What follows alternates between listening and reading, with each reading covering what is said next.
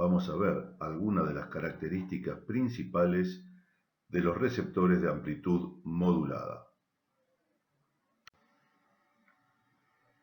Habíamos visto en charlas pasadas que las etapas de entrada de radiofrecuencia se amplificaban con transistores del tipo MOSFET, transistores de efecto de campo de semiconductores de óxidos metálicos, por su sigla en inglés.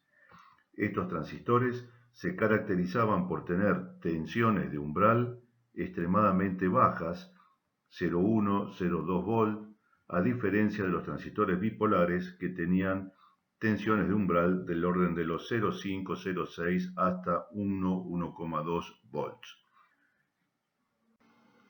No existe una sola sensibilidad que van a encontrar como dato en un manual de un receptor, sino que están divididas en distintas características que hacen a la comparación de distintos equipos. La sensibilidad útil relaciona el nivel de señal que entra en el conector de antena de mi receptor y los niveles de señal que tengo a la salida en el parlante. Está normalizado cómo medir la sensibilidad útil. La sensibilidad útil se expresa en función de una señal de una frecuencia de 1 kHz, 1000 ciclos, modulada al 30%. Esa señal de 1000 ciclos modulada al 30% debe tener una relación señal-ruido entre entrada y salida que en un equipo de calidad está entre los 10 y los 12 decibeles. La sensibilidad útil se expresa en el valor de tensión de portadora mínima medida en microvolts que se necesita para que esta señal de 1 kHz modulada al 30% produzca esta relación señal-ruido de 10 a 12 decibel. Relación señal-ruido, repito, entre entrada de antena y salida del equipo en el parlante. Otra característica que van a encontrar de sensibilidad es la sensibilidad de apertura o squelch. Squelch, palabra en inglés que significa aplastar.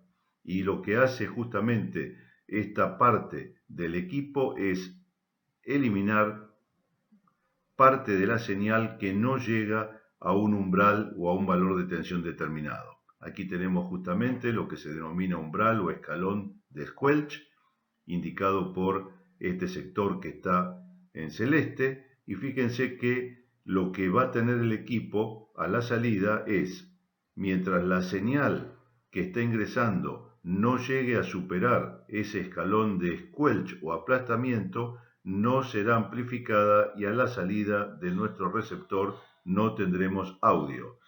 Cuando la señal aumenta y supera el escalón de squelch, esa señal será procesada, amplificada y la tendremos presente a la salida. Otra característica es la selectividad.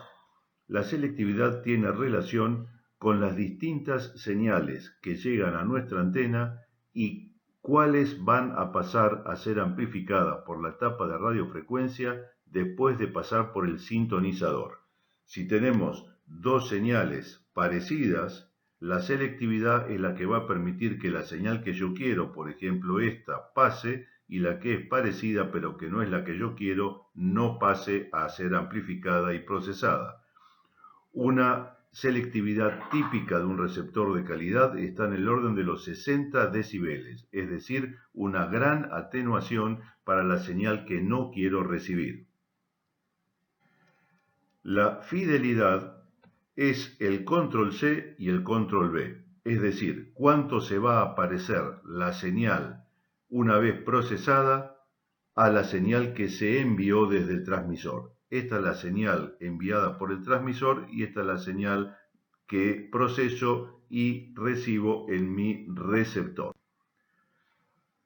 Muchas veces se confunden los conceptos de selectividad y fidelidad. La selectividad tiene que ver con la portadora, es decir, cómo puedo separar portadoras parecidas o portadoras de frecuencias similares cuando yo quiero recibir una portadora de una frecuencia y quiero ofrecer una elevada atenuación a portadoras de otras frecuencias. Selectividad relacionada con portadora. La fidelidad tiene relación con la moduladora, es decir, con la señal que quiero enviar, con la que contiene la información. ¿Cómo se parece la señal recibida a la señal enviada? Fidelidad es de baja frecuencia, selectividad es de alta frecuencia. El ancho de banda, tema que hemos hablado bastante, es otro de los aspectos que caracteriza a un receptor y permite comparar distintos modelos. En amplitud modulada, por ejemplo, típicamente necesitamos un ancho de banda de 10 kHz para tener cierta calidad en el audio que se está recibiendo. En telefonía, por norma, el ancho de banda es menor, es de 6 kHz. Esto hace que la calidad de audio en telefonía sea inferior. Recuerdo que estamos hablando de señales analógicas moduladas en amplitud. No confundir con señales digitales como es la telefonía celular, tema que veremos más adelante. El rechazo a la frecuencia imagen es otro de los importantes datos que debemos analizar al seleccionar un receptor. Hemos visto que en las etapas mezcladoras estamos entrando con dos señales, una señal fabricada por el oscilador local y una señal que proviene de los amplificadores o de las etapas amplificadoras de radiofrecuencia. Ahí entra la portadora modulada en amplitud.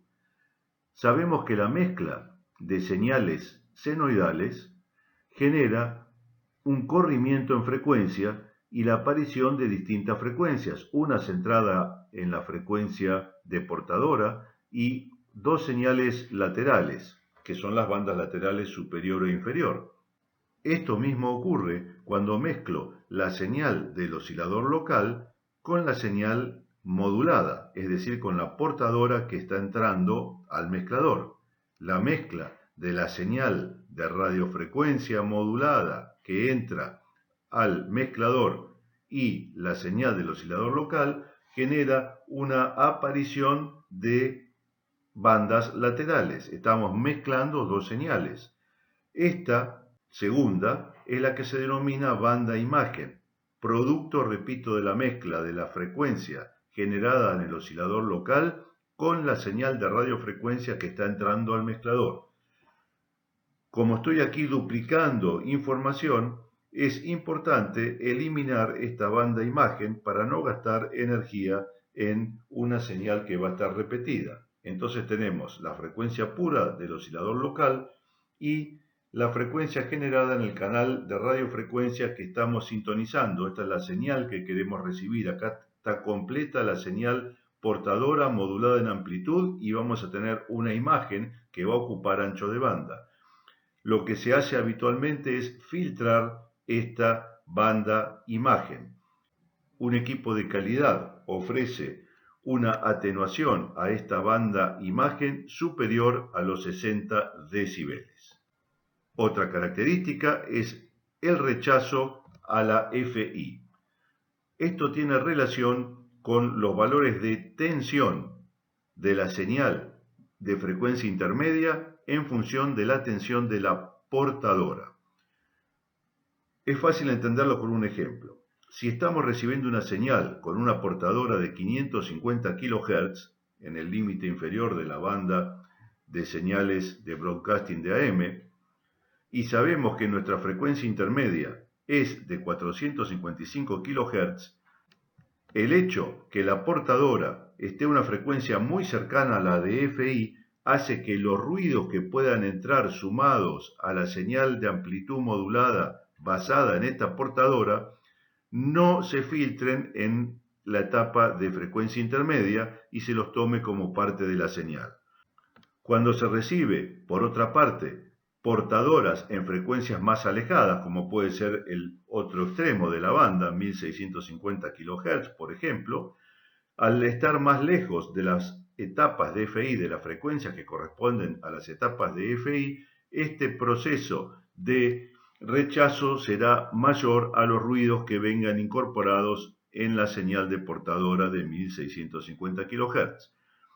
Esto hace que los equipos que trabajen en bandas con frecuencias de portadoras cercanas a las etapas de FI deban tener mejor calidad de filtros más absolutos para eliminar los ruidos que lleguen con esa portadora.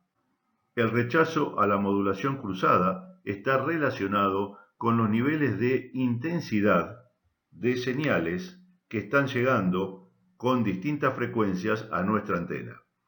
Si son señales de frecuencias parecidas o de frecuencias que están relacionadas con el doble o el triple o la mitad o la cuarta parte, etcétera, de la frecuencia de sintonización de nuestro receptor y tienen la amplitud, la potencia suficiente, los niveles de señal suficiente, las señales pueden ingresar vía sintonizador como señales espejo y ser procesadas por las distintas etapas del receptor.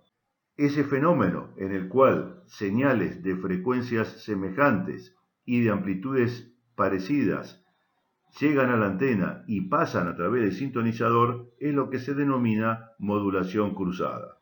Un equipo de calidad ofrece un elevado rechazo a la modulación cruzada mediante circuitos de filtros y de comparación de fases de señal.